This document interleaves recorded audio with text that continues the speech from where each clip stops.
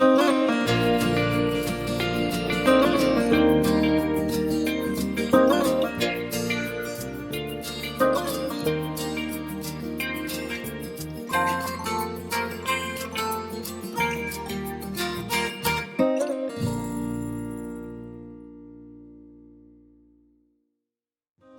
guest today is Leslie Lee Casciola. Before her retirement in 2018, Lee Casciola was disciplinary counsel for the South Carolina Supreme Court, and prior to that, chief staff attorney for the South Carolina Court of Appeals.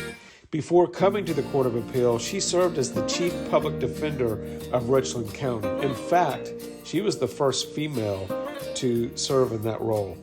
Her bar memberships include the South Carolina Supreme Court, United States District Court, District of South Carolina, 4th Circuit Court of Appeals, and the United States Supreme Court. Lee is a 1967 graduate of the University of Miami and received her JD from the University of South Carolina School of Law in 1988. Prior to attending law school, she spent 11 years with IBM in systems and marketing. After admissions to the bar, she served as law clerk to the Honorable Carol Connor, was assistant public defender, assistant appellate defender, and of counsel at Nelson, Mullins, Riley, and Scarborough.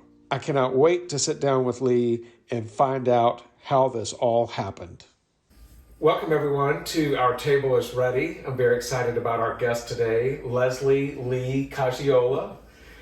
Lee, the part of your story that is not as glamorous as a bio one would find online is what I really want to focus on for our viewers today. The part where you practically failed out of an all-girls college, moved back to New York City to live with your mom and work as a Rose shopping girl at Lord & Taylor's. Correct. And that was basically so that men could sit in the lounge and drink while you shopped for them. Right. Which is a little out of character. Mm-hmm. And then you went to school in Miami, got into a college there by the skin of your teeth, graduated from that and moved back to New York to work at IBM, but mainly because there were attractive people coming in and out of the building. That's right, that was part of the story. Right. Now, so far, I'm not hearing any real plan.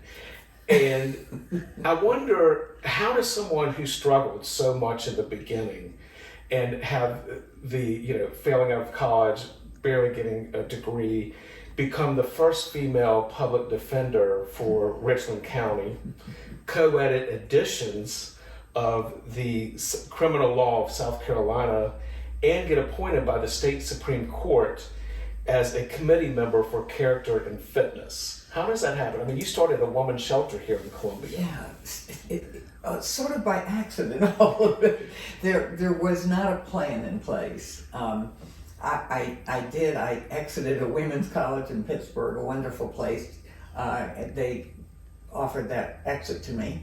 And so I decided maybe I needed to try something else, which was the New York experiment.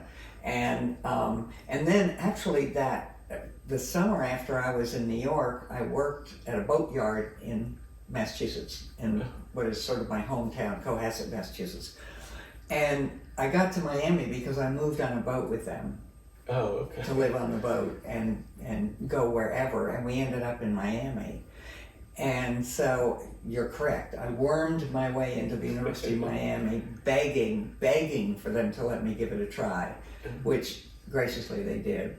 Uh-huh. And so I graduated with one of those helpful degrees in sociology, for which there's not much you can do. Uh-huh. And literally, I called my mom and said, I didn't get my allowance this month. She said, no, I think you got a degree the other day. Good luck to you. And that was when I got a job. I went to sell clothes at Jordan Marsh, and I got a job as a store detective. That's how they hired me. So I did that for 5 months, and that's when I got into IBM, because I looked at the building and the people, and I thought they looked really smart and nice and attractive. So again, they were not particularly interested in me with my sociology degree, but this was in 1967, and they were hiring a lot of people. And so I just convinced them that, maybe they could give me a try. Yeah. And what did you do for IBM? At first, systems engineering, coding, that sort of thing, and then I ended up in marketing in Atlanta. I did New York, New Jersey, as IBM does, and then I ended up in Atlanta in marketing. And that's where you got married? And that's where I got married. Don Coggiola and I were in the same marketing program, was a transition program, and we got married, and that got us to Columbia, South Carolina. How did you end up becoming an attorney? Because you didn't go to law school until you were age 40, correct? Right, yeah. But one of the things that happened, I volunteered for the Richland County Guardian Ad Litem program, which is a great program, and you represent children in abuse and neglect cases. But I would sit in the courtroom and think, I could do that. It looked like fun, it looked interesting, and that was the lawyers. And so I just applied to law school and remarkably got in, especially with my rather sketchy academic history. So when second child was leaving for the first grade, I left for law school. Oh, wow. And I had no idea how hard it was. It was very difficult. Wasn't a great experience, but it was a means to an end. And by the time I graduated, I knew what I wanted to do. I knew I wanted to do public interest law, first of all, and specifically public defender law. I had a mentor, a judge, Judge Carol Connor, who was a great woman. She'd been a circuit court judge, and actually she became a circuit court judge right when I graduated. So I spent a year with her on the bench, and she had been a public defender. Oh, wow. So it was all in place. I know you got involved in the public defender's office, but you did a lot for against the death penalty. As long as I remember, I've been opposed to the death penalty. And I think up to that point, it was sort of morally for me. But what I learned was that it was so wrong in the way it is meted out. Prosecutors get to choose whether to go to the death penalty or not when they have certain characteristics. And it literally can depend on what county you live in. I mean, in some counties, I used to tell my clients, if you're going to commit a murder, don't do it in Lexington, do it in Richland, because you've got a better shot at getting a life sentence. State to state, tried some as a trial lawyer, and they're different because you have to know that client from birth to the worst day of their life when they committed the crime, which generally that is not an issue. It's just, you have a guilt phase where the jury convicts them or acquits them, but in general convicts them, and then you have a second trial for life or the death penalty. What was your first case like? First case I worked on almost up to trial, and I then changed and went over to do appellate work. So I didn't try it. And I ended up being a witness in the case because of my relationship with the client. Dick Harpootlian was the solicitor at the time. He tried it, and he kind of went after me on the witness stand saying, you're so opposed to the death penalty, you don't care. You wouldn't care if somebody was out there killing 17 older women. Wouldn't bother you, you still wouldn't. And I actually had an article in my pocket that he had said that he was morally and intellectually opposed to the death penalty when he was a defense lawyer. Really? Did you bring that up? Yes. And he, in his immaculate style that he has in a courtroom, he looked at the jury and didn't look back at me, and he said, "But I grew up, Miss Coggiola." So, that's awesome. But that was, it was a young man that had killed a woman pretty brutally. And, God, I hadn't thought about him in a long time. And he had a wife who was pregnant and became very involved with all of us. and I ended up being with her when she had her baby Really? at Richland Memorial. Yeah. Huh. And that's a story in and of itself. But anyway, he did not get the death penalty. He's serving a life sentence. So let me ask you, if going back to Dick Harpootlian's question, if there was someone out there that had killed 17 old women, you still are just adamantly opposed to the death penalty, correct? I'm adamantly opposed to the death penalty. And and the question I always get is, what if somebody raped and murdered your daughter? Right. You know, and I say I could pull them apart limb by limb, but that's an emotional response, not a judicial response. The judicial response is when you're poor, you're more likely to get the death penalty, just as an example. If you're black. We have, 27 states that still have the death penalty, and the others don't. And nobody in Western Europe, none of those countries have the death penalty, and in fact, won't even extradite somebody back if they know that they're facing the death penalty. Really? Uh-huh. Wow. You have to assume that nobody made a mistake. Law enforcement didn't, solicitors didn't, criminal defense lawyers didn't, the judge didn't. You have to have absolute confidence if you're going to kill someone. Right. In their life. And that's not the way it is. There are all sorts of things that go wrong in a trial. Some are up for appeal, some are not. But the bottom line is, they don't end in death. But eventually you have represented someone who was up for the death penalty. 3 capital cases. And you've lost. Well, I considered it a win because we got life sentences. Okay. So did anyone you represent end up being put in? And that was Sylvester Adams? No, that he was already on death row. Okay. That's when I did most of the death row work as an appellate lawyer. I was dealing with their appeals. They were already on death row. All right. So what's that like, representing someone who is facing the death penalty? You have their life in your hands. Right. No matter what they've done, you have someone's life in your hands. No matter what they've done. What is that like? Terrifying. I remember standing in front of the jury one time on one I was particularly close to him, and he just did not deserve it at all. He was guilty. And we were in the penalty phase, and I was trying to give them good reasons so that they could vote for life instead of death. And I remember standing there and saying, the minute I sit down, I'm turning them over to you. And I have to do that, but I'm having trouble going to sit down. Because I just, anyway. Yeah. The good thing in South Carolina is it has to be unanimous for death. By each juror? Yeah. That's tough. And then you told me one story about a client who at the end said that no one had stood up for him like that. That was my first big case. It wasn't a capital case. It was a rape case. Oh, okay.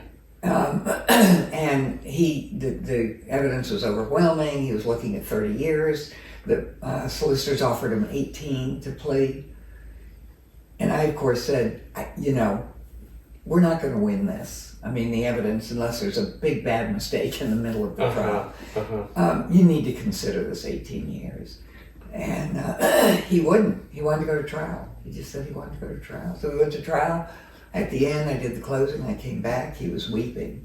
And I asked him what was the matter. And he said, no one's ever stood up for me like that before. And that's the part of public defender work. They come from poverty. They've had terrible educations, terrible nutrition, usually very dysfunctional families. And so this is the opportunity for them to have good legal representation. What did he end up getting?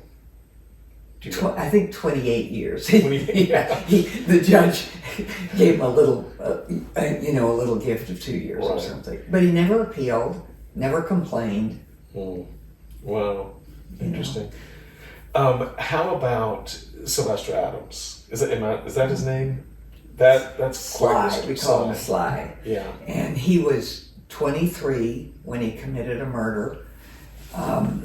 All white jury, white judge, white lawyers, all up in the upstate. And he was mentally impaired. I mean, we could have great conversations and everything. He was really sort of a dear person. And of course, I knew his family. I'd been in his home. So I spent a lot of time out on death row with him, working on his appeal. All we were trying to do was get his sentence commuted to life. And we had every organization, the mental health organizations, the Catholic Church, the bishops of local churches spoke on the State House steps asking the governor to commute his sentence. Really? Right up to the last minute. And he was, bless his heart, one of the things that happened was he said he didn't want anybody to know about his death. He didn't want a funeral. He just wanted his ashes put near his mother. Well, about the last 10 days, he said, I want a funeral and I want to look fine. And so a dear friend of mine and I, who is the director of the women's shelter, went to Belts, and we bought a very nice suit and a white shirt and a tie, and got all the clothes ready just in case. And he did. He had a wonderful funeral, and everybody in his hometown came, and he was buried on the church yard grounds in the cemetery there. But he very specifically did not want me to view the execution, which I honored. I would have done it if he'd asked me. Have you ever? I never have. No, Yeah. never have. But I was there with him and his sister in the place where they put them right before their execution, up to about an hour before the execution. It was horrible. It was horrible. What a feeling that would have been. Yeah, and I had to kind of carry his sister out of there. I mean, she was just devastated. I'm sure. All those people for it and everything, it just seems like it would have worked. It's too bad. Yeah, and that one he should have it should have been commuted. But, well, for me, of course, all of them probably should have been commuted. Yeah. But, and there were some, Pee Wee Gaskins was out there, and there were some pretty bad people on the row. Yeah. And everybody there has done something pretty terrible, or they would never have even sought the death penalty. Right. But it isn't even. It just isn't even, if you want to look at it just judicially. Right, exactly. The one, I represented a young man who had Asperger's. And the stories from his family were just heartbreaking. He had a brother, and they'd call the brother by name and call him the other one. And I think the people that he did not get the death penalty, I think the people that saved him were a group of special ed teachers that came in and testified for us. Wow. And you couldn't listen to them talk about this young fella, and it worked. Feel something for He got him. life. Yeah.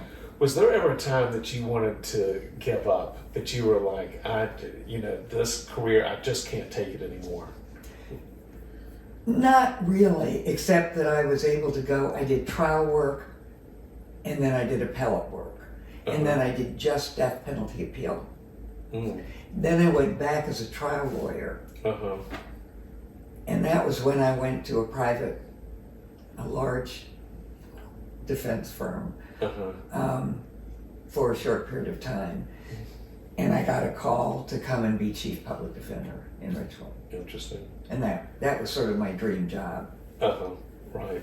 That's wild. And in fact, it was probably 6 months after I was there that I was asked by someone on the Supreme Court to run for a judgeship, and was Jean Toll, and she said, you'll be great, blah, blah, blah, da, da, da.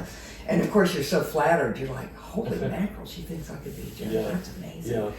And I went back, and literally within 24 hours, I thought, I don't want to be a judge. I want to be a public defender. Yeah, wow. That's where my heart is. Uh-huh. Maybe I never would have gotten it anyway, but I think that's very key, that was where your heart is or was, and fortunately for so many people, it was there. And I think the important thing to remember is the big cases or high-profile cases, people know about them. They're big stories. But we had about 750 clients a year in the public defender's office. Wow. And they were people without names you would know. Uh-huh. They were just people charged with crimes. Uh-huh. Some fair, some not. But they still had to have their story told. Exactly. Speaking of the high-profile cases and being an appellate lawyer, probably the most high-profile was Susan Smith, Right. the lady that killed her 2 sons Up in Union. In Union, South Carolina. What year was that? 95 95. was the trial. And you were the appellate lawyer, which means... I was her appellate lawyer after the trial. Okay, and so, but during the trial, you're part of that process, correct? I was there for the whole trial. For the trial and keeping in touch. She had 2 of the most remarkable lawyers you could ever have, David Ruck and Judy Clark. Mm-hmm. They're the best, and they tried an incredible case. And I think you and I may have talked about this one time. One thing that was very unique is in a big case like that in a small town, many lawyers will ask for a change of venue. Uh-huh. Let's take it somewhere else because there's too much emotion in town. Uh-huh. Uh-huh. And they did not. And they also had a great judge, who sadly we lost a couple of years ago, Bill Howard. But the jury, you could watch it, as hard as it was to hear about what happened. She was one of them. Mm-hmm. She was one. Many of them had seen her grow up, Uh-huh. and they voted for life. Wow. So, from the appellate standpoint, when you have the 2 best lawyers that you know in the country and a great judge, there's nothing really there. You could file an appeal, but you'd be sort of hard pressed, right. and she recognized that. And I have my own feelings about the death penalty, and I could certainly, I think even if it were a family member of mine that got hurt or whatever, I'm like you, I would tear them to limb, but could I actually pull the switch on someone? Right. I don't know. But you have to sign, when they do the verdict on life or death, each juror has to sign their name on it. That's a big thing. Yeah, that's so it's one thing to deliberate in a conference room and talk about it. But what I found interesting when we talked about Susan Smith is you humanized her. Like because I remember that whole thing from beginning to end. It was, of course, South Carolina, and then on national news, so that was a draw. And then hearing what happened, like I remember when we first mentioned it, and you mentioned she's kind and she's funny, and we were on the phone and I winced. I'm like, I trust Lee Casciola with everything, and know that if she says that, she's, a person is this or that, I believe it, but at the same time I found myself wincing. And how do you do that? Well, I think particularly in a case like that, as I say, these people, when the crime is committed, it's the worst day of their life in terms of, judging them. It is the worst day. There are a ton of other things from when they were born, when they went through school, and not in Susan's case as much, but in so many of the ones that I worked on death row for the appeals, they had such horrible backgrounds that by the time you get up to the time of the crime, you're like, well, it's amazing they survived at all. Yeah. Hers was not that case. I mean, I think it certainly came out in the news that she had a loving mother and she had trauma in her life. Her father had committed suicide and other things had happened to her. But she had an education and she lived a, middle-class life in Union, South Carolina. And because of the representation, of course, I was able to spend time with her. And she is funny. Yeah. I mean, she has a good little sense of humor and sweet and kind. Yeah. Which, again, doesn't take away from the loss. Right. The loss to her former husband, the loss to the rest of her family, her loss. Yeah. One of the things that I observed was initially when I would visit her or any of the other team, she would want you to stay as long as you could. And then it moved into a point where, we'd have a good visit and then we'd say goodbye and we'd go our separate ways. And then it got to where she'd say, well, I have an appointment with, somebody in the prison. And I call that becoming an inmate, being able to make the most out of the situation that you're in. And she's had jobs, she's done tutoring, various other jobs in the prison.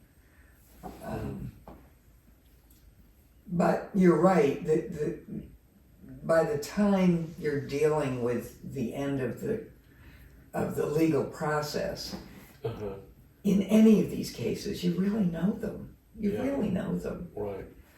And I love bumping into them. I bump into them today. I just last week at the pet store.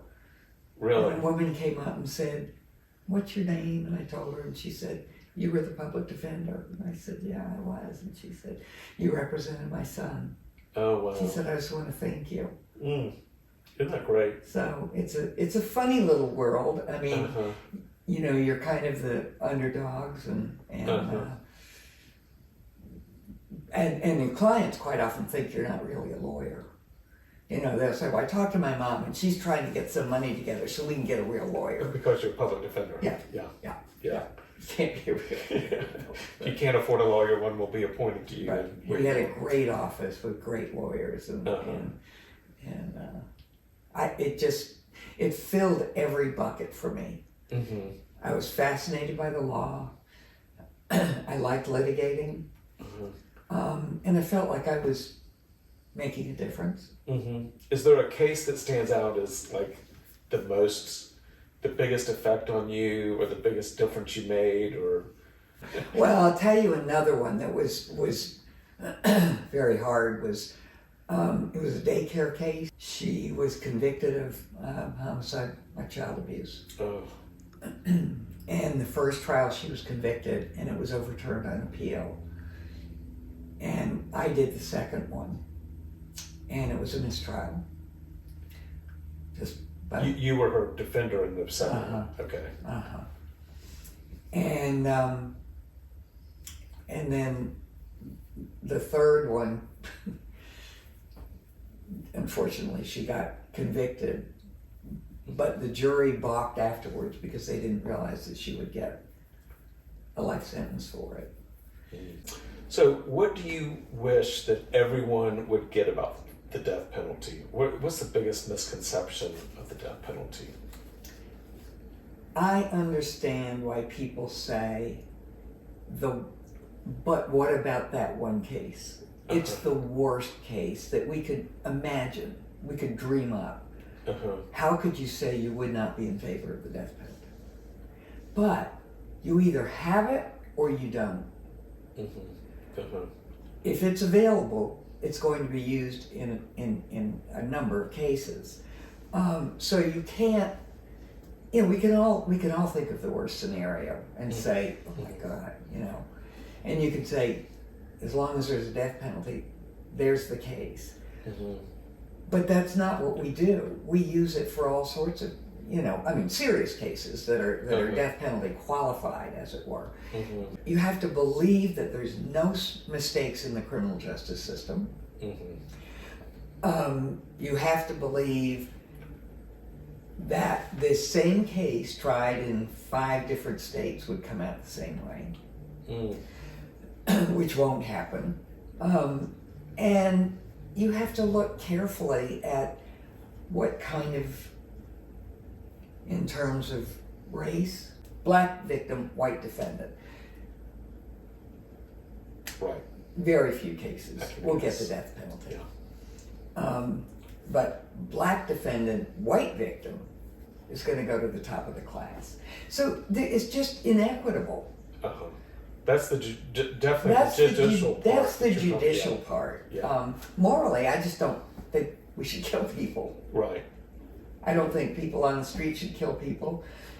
I don't think armed robbers should kill people. And I don't think the government should kill people. Yeah. It's an intentional killing. Yeah, definitely. And so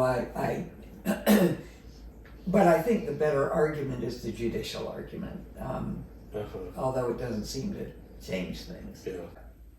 I'll speak about my family. We're very privileged. We come out without a lot of things going against us. And so you need to remember that is a privilege. We didn't earn it. That's how I was born. A middle-class girl from New York with parents that cared about me and stimulated my intellectual life and things like that. Because of that, you have a voice. And you need to use it. Use your voice. Use your voice. And speak out when things aren't right. And look for justice. And there are many ways to do that. Many, many ways. Not just being a public defender. But you have to show up. I think that's what I've always thought about telling my grandchildren. Whatever it is. If you care about children, if you care about politics, if you care about the death penalty, if you care about homelessness, show up. Show up and speak. Very good. And sometimes that's the best we can do. Yeah. Sometimes it's kind of the end all. Yeah.